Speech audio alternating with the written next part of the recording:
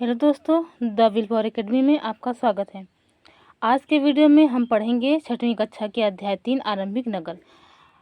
और पिछले वीडियो में हमने अध्याय 2 और उसके प्रश्नोत्तर कंप्लीट कर चुके हैं। तो आइए आज हम पढ़ते हैं अध्याय 3 आरंभिक नगर। दोस्तों, टीचर के पढ़ाने के दो प्रणाली होती हैं। पहला होता है टीचर पहले हमें टॉपिक को पढ़ा देता है, फिर एग्जाम्पल के जरिए समझाने का प्रयास करता है। और दूसरा प्रणाली होता है कि टीचर पहले हमारे सामने एग्जाम्पल्स लाते हैं, फिर टॉपिक को पढ़ाते हैं।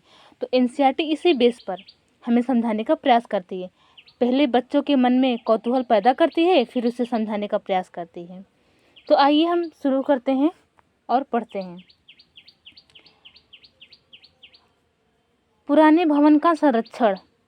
जसपाल और हरप्रीत अपने घर के पास की गली में क्रिकेट खेल रहे थे। उन्होंने देखा कि कुछ लोग उस खंडहर की तारीफ कर रहे थे जिसे गली के बच्चे भुतहा घर कहा करते थे। एक ने कहा, इसकी वास्तुकला को देखो, क्या आपने कहीं लकड़ी पर इतनी सुंदर नक्काशी देखी है? दूसरी महिला ने कहा, हमें मंत्री जी को पत्र लिखकर कहना चाहिए कि वह इस खूबसूरत घर को सुरक्षित रखने के लिए इसकी मरम्मत कराने की व्यवस्था करें। यह सब सुनकर जसपाल और हरप्रीत सोचने लगे कि इस पुराने खंडहर से लोगों को इतना लगाव क्यों हो सकता है। आगे अब हम पढ़ेंगे हड़प्पा की कहानी के बारे में, जो इसी से रिलेटेड है। अक्सर पुरानी इमारत अपनी कहानी बताती है। लगभग 150 साल पहले जब पंजाब में पहली बार रेलवे लाइन बिछाई जा रही थी, तो इस काम में जुटे इंजीनियरों को अचानक हड़प्पा पुरास्थल मिला, जो आधुनिक पाकिस्तान में है। उन्होंने सोचा कि यह एक ऐसा खंडहर है जहां से अच्छी ईंटें मिलेंगी। यह सोचकर वे हड़प्पा के खंडहरों से हजारों ईंटें उखाड़ ले गए, जिससे उन्होंने रेलवे लाइन बिछाई। इससे कई इमारत पूरी तरह से नष्ट हो गई। उसके बाद लगभग 80 साल पहले पुरातत्वविदों ने इस स्थल को ढूंढा और तब पता चला कि यह खंडहर उपमहाद्वीप के सबसे पुराने शहरों में से एक है। चूँकि इस नगर की खोज सबसे पहले हुई थी, इसलिए बाद में मिलने वाले इस तरह के सभी पुरास्थल में जो इमारतें और चीज़ें मिली, उन्हें हड़प्पा सभ्यता की इमारतें कहा गया। इस शहरों का निर्माण लगभग 4700 साल पहले हुआ था। आगे प्रायः पुरानी इमारतों को तोड़कर उनकी जगह नए भवन बनाए जाते हैं। क्या तुम्हें लगता है कि पुरानी इमारतों को सुरक्षित रखना चाहिए? पुरानी इमारतें ऐतिहासिक और सांस्कृतिक महत्व को सुरक्षित रखती हैं। ये नगर आधुनिक पाकिस्तान के पंजाब और सिंध प्रांतों, भारत के गुजरात, राजस्थान, हरियाणा और पंजाब प्रांतों में मिले हैं। इन सभी स्थलों से पुरातत्वविदों को अनोखी वस्तुएं मिली हैं, जैसे मिट्टी के लाल बर्तन जिस पर काले रंग के चित्र बने थे, पत्थर के बाट, मुहरे, मन के तांबे के उपकरण और पत्थर के लंबे ब्लेड आदि। आगे इन नगरों की विशेषता क्या थी? हड़प्पा सभ्यता के नगरों की विशेषता क्या थी, इसके बारे में हम जानेंगे। इन नगरों में से कई को 2 या उससे ज़्यादा हिस्सों में विभाजित किया गया था। प्रायः पश्चिमी भाग छोटा था लेकिन ऊंचाई पर बना था, और पूर्वी हिस्सा बड़ा था लेकिन यह निचले इलाके में था। ऊंचाई वाले भाग को पुरातत्वविदों ने नगर दुर्ग कहा और निचले हिस्से को निचला नगर कहा। दोनों हिस्सों की 4 दीवारियाँ पक्की ईंटों की बनाई जाती थीं। हड़प्पा सभ्यता के जो नगर थे वो 2 हिस्सों में विभाजित थे। पहला पश्चिमी भाग, जो कि छोटा था लेकिन ऊंचाई पर बना था, और दूसरा पूर्वी हिस्सा जो कि बड़ा था लेकिन निचले इलाके में था। आगे इसकी ईंटें इतनी अच्छी पकी थी कि हजारों सालों बाद आज तक उसकी दीवारें खड़ी रहीं। दीवार बनाने के लिए ईंटों की चिनाई इस तरह से करते थे जिससे कि दीवारें खूब मजबूत रहें। कुछ नगरों के नगर दुर्ग में कुछ खास इमारतें बनाई गई थी। मिसाल के तौर पर मोहनजोदड़ो में खास तालाब बनाया गया था, जिसे पुरातत्वविदों ने महान स्नानागार कहा है। इस तालाब को बनाने में ईंट और प्लास्टर का इस्तेमाल किया गया था। इसमें पानी का रिसाव रोकने के लिए प्लास्टर के ऊपर चारकोल की परत चढ़ाई गई थी। इस सरोवर में 2 तरफ से उतरने के लिए सीढ़ियां बनाई गई थी और चारों ओर कमरे बनाए गए थे। इसमें भरने के लिए पानी कुएं से निकाला जाता था। उपयोग के बाद इसे खाली कर दिया जाता था। शायद यहाँ विशिष्ट नागरिक विशेष अवसरों पर स्नान किया करते थे। कालीबंगा और लोथल जैसे अन्य नगरों में अग्निकुंड मिले हैं जहां संभवतः यज्ञ किए जाते होंगे। हड़प्पा, मोहनजोदड़ो और लोथल जैसे कुछ नगरों में बड़े बड़े भंडार गृह मिले हैं। यहाँ देखिए, ये हड़प्पा सभ्यता का विस्तार यहाँ पे दिखाया गया है। ये सारे हड़प्पा सभ्यता के स्थल को दर्शाता है, जैसे लोथल, सुर कोटदा, धौलावीरा, चहुंदड़ो, मोहनजोदड़ो, सोतकाको, कालीबंगा, राखीगढ़ी, ये सब हड़प्पा सभ्यता के स्थल हैं। इसमें से कुछ स्थल पाकिस्तान में और कुछ भारत में है। जैसे भारत में लोथल, सुरकोटदा, धौलावीरा, चहुंदड़ो, कालीबंगा, राखीगढ़ी, ये सब भारत में पूरा स्थल हैं। वहीं मोहनजोदड़ो, हड़प्पा, सोतकाको, ये सब पाकिस्तान में पाए गए हैं। आगे, ये मोहनजोदड़ो का महान स्नानागार का चित्र है जो कि यहाँ पे दिखाया गया है। इसके दोनों साइड उतरने के लिए दोनों तरफ सीढ़ियाँ बनाई गई हैं। इसमें पानी कुओं से आता था जो कि बाद में निकाल दिया जाता था। आगे पढ़ेंगे हम लोग भवन, नाले और सड़कें। हड़प्पा सभ्यता के भवन, नाले और सड़कों के बारे में हम जानेंगे। इन नगरों के घर आमतौर पर 1 या 2 मंजिले होते थे। घर के आंगन के चारों ओर कमरे बनाए जाते थे। अधिकांश घरों में एक अलग स्नान घर होता था और कुछ घरों में कुएं भी होते थे। कई नगरों में ढके हुए नाले थे। इन्हें सावधानी से सीधी लाइन में बनाया जाता था। हर नाली में हल्की ढलान होती थी ताकि पानी आसानी से बह सके। अक्सर घरों की नालियों को सड़कों की नालियों से जोड़ दिया जाता था जो बाद में बड़े नालों में मिल जाती थी। नालों के ढके होने के कारण इसमें जगह जगह पर मेन होल बनाए जाते थे जिनके जरिए इनकी देखभाल और सफाई की जा सके। घर, नाले और सड़कों का निर्माण योजनाबद्ध तरीके से एक साथ ही किया जाता था। आगे,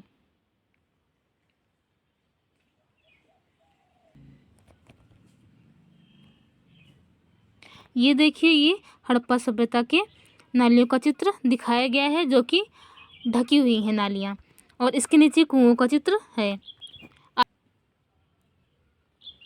नगरीय जीवन।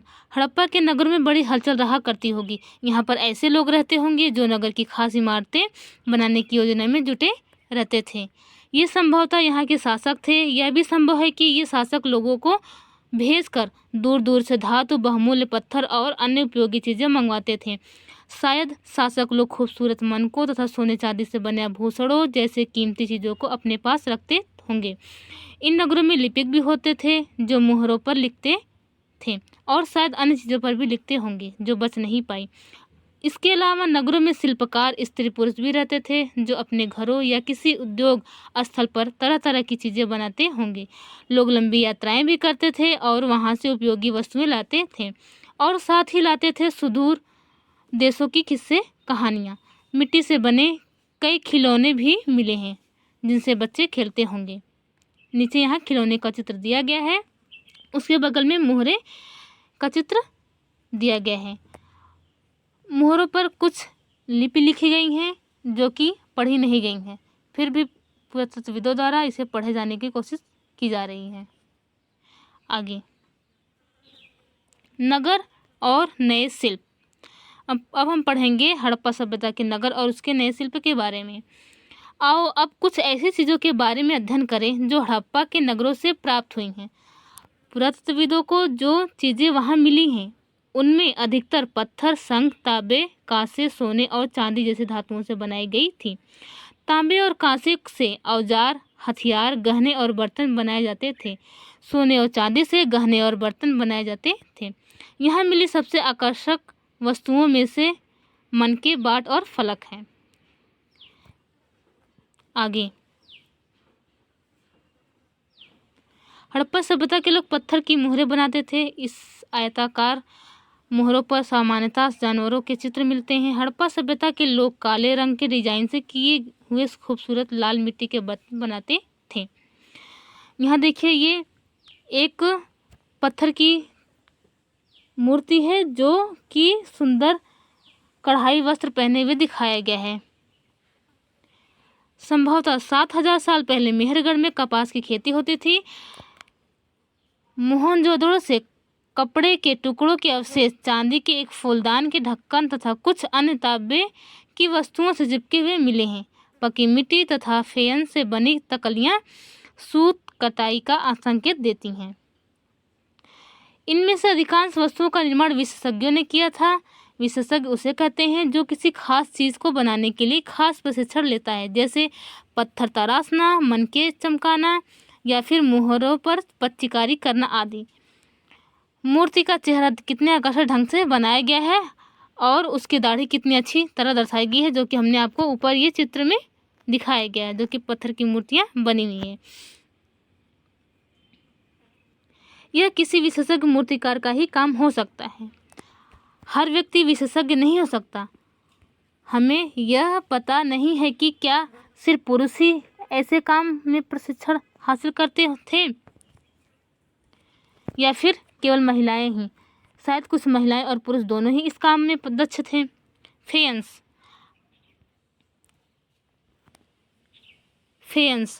क्या है, हम इसके बारे में जानेंगे। पत्थर और शंख प्राकृतिक तौर पर पाए जाते हैं, लेकिन फेयंस को कृत्रिम रूप से तैयार किया जाता है। बालू या स्फटिक पत्थरों के चूर्ण को गोंद में मिलाकर उनसे वस्तुएं बनाई जाती थी। उसके बाद उन वस्तुओं पर एक चिकनी परत चढ़ाई जाती थी। इस चिकनी परत के रंग प्रायः नीले या हल्के समुद्री हरे होते थे। फेयंस से मनके, चूड़ियां, बाले और छोटे बर्तन बनाए जाते थे। आगे, कच्चे माल की खोज। कच्चा माल उन पदार्थों को कहते हैं जो या तो प्राकृतिक रूप से मिलते हैं या फिर किसान या पशुपालक उनका उत्पादन करते हैं, जैसे लकड़ी या धातुओं के अयस्क प्राकृतिक रूप से उपलब्ध कच्चे माल हैं। इनसे फिर कई तरह की चीज़ें बनाई जाती हैं। मिसाल के तौर पर किसानों द्वारा पैदा किए गए कपास को कच्चा माल कहते हैं, जिससे बाद में कताई बुनाई करके कपड़ा तैयार किया जाता है। हड़प्पा में लोगों को कई चीज़ें वहीं मिलती थी, लेकिन तांबा, लोहा, सोना, चांदी और बहुमूल्य पत्थरों जैसे पदार्थों का वे दूर दूर से आयात करते थे। आगे हम लोग पढ़ेंगे। यहाँ गाड़ी के रूप में खिलौना और मोहर का चित्र दिखाया गया है। गाड़ी का चित्र देखने से हमें यह सिद्ध होता है कि हड़प्पा सभ्यता के लोग गाड़ी का प्रयोग करते थे अपने यातायात के लिए। आगे, हड़प्पा के लोग तांबे का आयात संभवतः आज के राजस्थान से करते थे। यहाँ तक कि पश्चिम एशियाई देश ओमान से भी तांबे का आयात किया जाता था। कांसा बनाने के लिए तांबे के साथ मिलाई जाने वाली धातु टिन का आयात आधुनिक ईरान और अफगानिस्तान से किया जाता था। सोने का आयात आधुनिक कर्नाटक और बहुमूल्य पत्थर का आयात गुजरात, ईरान और अफगानिस्तान से किया जाता था। आगे, नगरों में रहने वालों के लिए भोजन। लोग नगरों के अलावा गांव में भी रहते थे। वे अनाज उगाते थे और जानवर पालते थे। किसान और चरवाहे ही शहरों में रहने वाले शासकों, लेखकों और दस्तकारों को खाने के सामान देते थे। पौधों के अवशेषों से पता चलता है कि हड़प्पा के लोग गेहूं, जौ, दाल, मटर, धान, तिल और सरसों उगाते थे।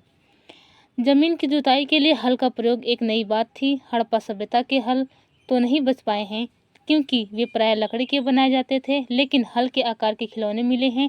इस क्षेत्र में बारिश कम होती है, इसलिए सिंचाई के लिए लोगों ने कुछ तरीके अपनाए होंगे। संभवतः पानी का संचय किया जाता होगा और ज़रूरत पड़ने पर उससे फलों की सिंचाई की जाती होगी। हड़प्पा के लोग गाय, भैंस, भेड़ और बकरियां पालते थे। बस्तियों के आसपास तालाब और चारागाह होते थे, लेकिन सूखे महीनों में मवेशियों के झुंडों को चारा पानी की तलाश में दूर दूर तक ले जाया जाता था। वे बेर जैसे फलों को इकट्ठा करते थे, मछलियां पकड़ते थे और हिरण जैसे जानवरों का शिकार करते थे। गुजरात में हड़प्पाकालीन नगर का सूक्ष्म निरीक्षण। कच्छ के इलाके में खदीर बेत के किनारे धौलावीरा नगर बसा है। धौलावीरा जो कि गुजरात में स्थित है, जो कि हड़प्पा सभ्यता का स्थल है। वहाँ साफ पानी मिलता था और जमीन उपजाऊ थी। जहाँ हड़प्पा सभ्यता के कई नगर 2 भागों में विभक्त थे, वहीं धौलावीरा नगर को 3 भागों में बांटा गया था। इसके हर हिस्से के चारों ओर पत्थर की ऊंची ऊंची दीवारें बनाई गई थी। इसके अंदर जाने के लिए बड़े बड़े प्रवेश द्वार थे। इस नगर में एक खुला मैदान भी था जहाँ सार्वजनिक कार्यक्रम आयोजित किए जाते थे। यहाँ मिले कुछ अवशेषों में हड़प्पा लिपि के बड़े बड़े अक्षरों को पत्थर में खुदा पाया गया है। इन अभिलेखों को संभवतः लकड़ी में जड़ा गया था। यह एक अनोखा अवशेष है क्योंकि आमतौर पर हड़प्पा के लेख मुहर जैसी छोटी वस्तुओं पर पाए जाते हैं। हड़प्पा के नगर, जो कि अधिकतर 2 भागों में विभाजित है, वहीं धौलावीरा के नगर 3 हिस्सों में विभाजित किए गए हैं। आगे, गुजरात की खंभात की खाड़ी में मिलने वाली साबरमती की एक उपनदी के किनारे बसा लोथल नगर एक ऐसे स्थान पर बसा था जहां कीमती पत्थर जैसा कच्चा माल आसानी से मिल जाता था। यह पत्थर शंखों और धातुओं से बनाई गई चीजों का एक महत्वपूर्ण केंद्र था। इस नगर में एक भंडार गृह भी था। इस भंडार गृह से कई मुहरें और मुद्रांकन या मुहरबंदी गीली मिट्टी पर दबाने से बनी उनकी छाप मिले हैं। यह आपको चित्र में जो दिख रहा है, यह लोथल का बंदरगाह है, जो कि समुद्र के रास्ते से आने वाली नावें रुकती थी और यहाँ पर माल चढ़ाया उतारा जाता होगा। आगे, यहाँ एक इमारत मिली है जहाँ संभवतः मनके बनाने का काम होता था। पत्थर के टुकड़े अध बने मनके बनाने वाले उपकरण और तैयार मनके भी यहाँ मिले हैं। मुद्रा, मुहर और मुद्रांकन या मुहरबंदी। मुहरों का प्रयोग सामान से भरे उन डिब्बों या थैलों को चिन्हित करने के लिए किया जाता होगा जिन्हें एक जगह से दूसरी जगह भेजाता था। थैले को बंद करने के बाद उनके मुहरों पर गीली मिट्टी पोतकर उन पर मुहर लगाई जाती थी। मुहर की छाप को मुहरबंदी कहते हैं। अगर यह छाप टूटी हुई नहीं होती थी तो यह साबित हो जाता था कि सामान के साथ छेड़छाड़ नहीं हुई है। आज भी मुहर का प्रयोग होता है, लेकिन आज पहले की मुहर और आज की मुहर में डिफरेंस है। सभ्यता का अंत का रहस्य। हड़प्पा सभ्यता का अंत कैसे हुआ, हम इसके बारे में पढ़ेंगे। लगभग 3900 साल पहले एक बड़ा बदलाव देखने को मिलता है। अचानक लोगों ने इन नगरों को छोड़ दिया। लेखन, मुहर और बाटों का प्रयोग बंद हो गया। दूर दूर से कच्चे माल का आयात काफ़ी कम हो गया। मोहनजोदड़ो में सड़कों पर कचरे के ढेर बनने लगे। जल निकास प्रणाली नष्ट हो गई और सड़कों पर ही झुग्गीनुमा घर बनाए जाने लगे। यह सब क्यों हुआ, कुछ पता नहीं। कुछ विद्वानों का कहना है कि नदियाँ सूख गई थी, अन्य का कहना है कि जंगलों का विनाश हो गया था। इसका कारण ये हो सकता है कि ईंटें पकाने के लिए ईंधन की जरूरत पड़ती थी। इसके अलावा मवेशियों के बड़े बड़े झुंडों से चारागाह और घास वाले मैदान समाप्त हो गए होंगे। कुछ इलाकों में बाढ़ आ गई, लेकिन इन कारणों से यह स्पष्ट नहीं हो पाता है कि सभी नगरों का अंत कैसे हो गया, क्योंकि बाढ़ और नदियों के सूखने का असर कुछ ही इलाकों में हुआ होगा। ऐसा लगता है कि शासकों का नियंत्रण समाप्त हो गया। जो भी हुआ हो, परिवर्तन का असर बिल्कुल साफ दिखाई देता है। आधुनिक पाकिस्तान की सिंध और पंजाब की बस्तियां उजड़ गई थीं। कई लोग पूर्व और दक्षिण के इलाकों में नई और छोटी बस्तियां में जाकर बस गए। इसके लगभग 1400 साल बाद नए नगरों का विकास हुआ। इसके बारे में हम अगले अध्याय में पढ़ेंगे। आगे हम पढ़ते हैं मिस्र के बारे में। मिस्र, जो कि एक रेगिस्तानी क्षेत्र है। मिस्र को नील नदी का वरदान भी कहा जाता है। मिस्र की एक विशेषता है जो कि वहाँ पर बने हुए पिरामिड के कारण है। लगभग 5000 साल पहले मिस्र में शासन करने वाले राजाओं ने सोना, चांदी, हाथी दांत, लकड़ी और हीरे जवाहरात लाने के लिए अपनी सेनाएं दूर दूर तक भेजी। इन्होंने बड़े बड़े मकबरे बनवाए जिन्हें पिरामिड के नाम से जाना जाता है। राजाओं के मरने पर उनके शवों को इन्हीं पिरामिडों में दफनाकर सुरक्षित रखा जाता था। इन शवों को मम्मी कहा जाता है। उनके शवों के साथ और भी अनेक चीज़ें दफनाई जाती थी। इनमें खाद्यान्न, पेय, वस्त्र, गहने, बर्तन, वाद्य यंत्र, हथियार और जानवर शामिल हैं। कभी कभी शव के साथ उनके सेवक और सेविकाओं को भी दफनाया जाता था। दुनिया के इतिहास में शवों को दफनाने की परंपरा को देखते हुए मिस्र में सबसे ज़्यादा धन दौलत खर्च किया जाता है। क्या तुम्हें लगता है कि मरने के बाद इन राजाओं को इन चीज़ों की ज़रूरत पड़ती होगी? आज के टाइम में तो नहीं, हाँ, लेकिन पहले के टाइम में उनकी मान्यता थी, तो वे शव के साथ इन चीज़ों को दफनाते थे। आशा करती हूँ आपको वीडियो पसंद आई होगी और पढ़ाने में जो भी त्रुटियाँ आई हो उसे क्षमा करिएगा।